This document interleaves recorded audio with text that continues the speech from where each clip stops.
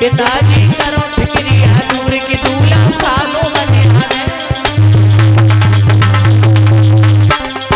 सालों बने आवे मेरो दूल्हा सालों बने आवे, बबुला करो फिक्रिया नूर की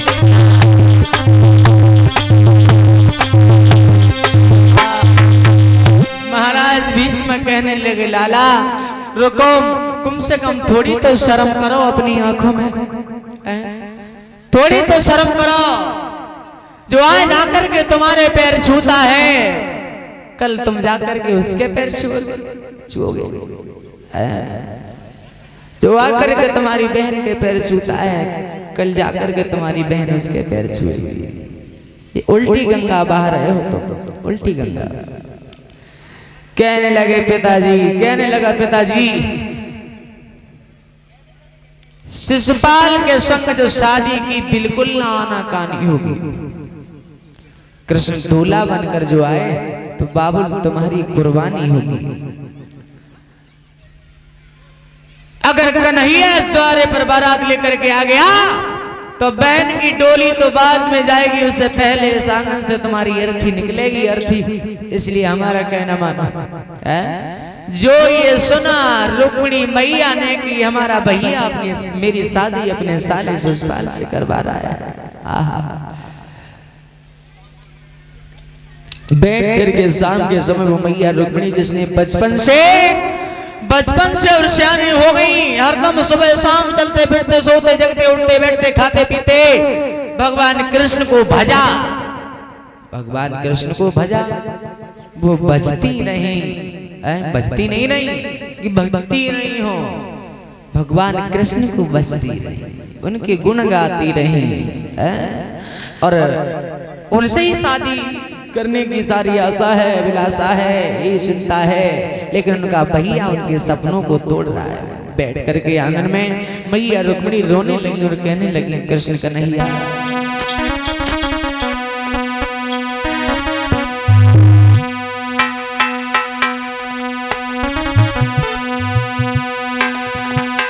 ओ मुरली बाले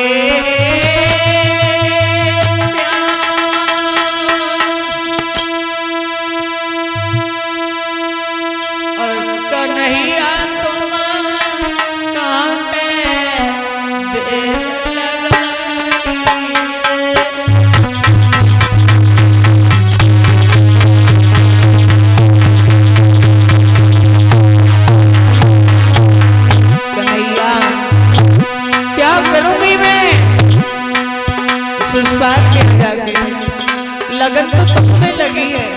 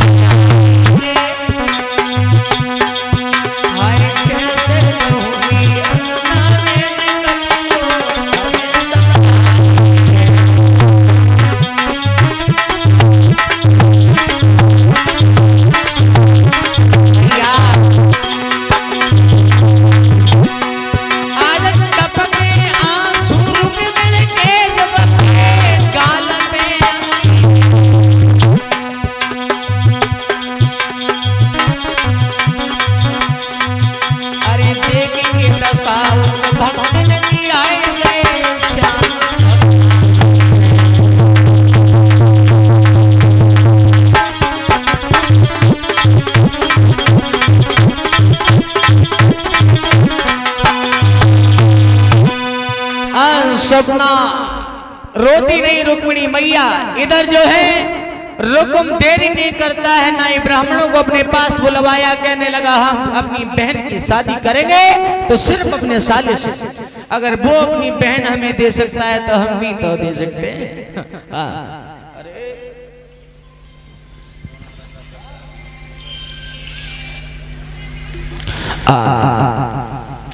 नहीं ब्राह्मणों को बुलवाए पास में जवाब दिया है, तुम हमारे पिता के वचनों को नहीं मानना, जो हम कहें उसे मानना है।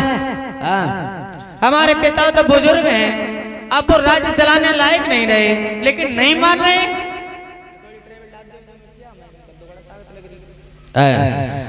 आगे बढ़े, नहीं ब्राह्मणों को बुलवाया पास में और खत लिख रहा है। खत लिख रहा है चंदेली के रहने वाले अपने साले शिषपाल के लिए कि सुनो हमारे साले शिषपाल,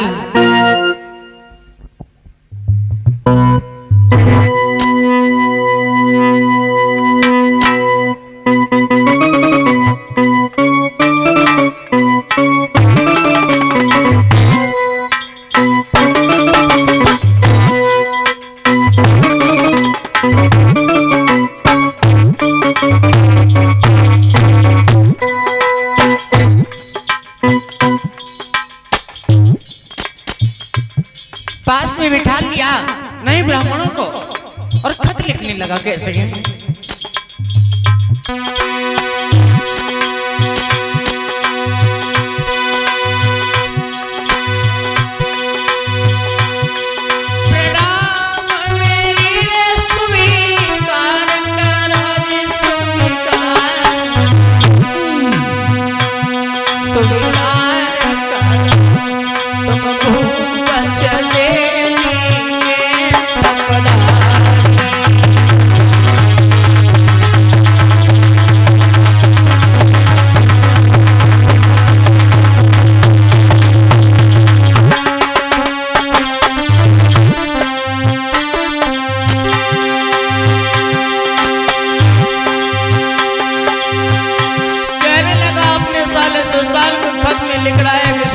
चंदेली के रहने वाले साले शिषपाल, आज तक तुम हमारे साले रहे लेकिन हमें ये शोभा नहीं देता। आज के बाद हम और तुम बराबर, तुमने अपनी बहन हमें दे दी तो हम भी तो दे सकते हैं। कहने का मतलब ये है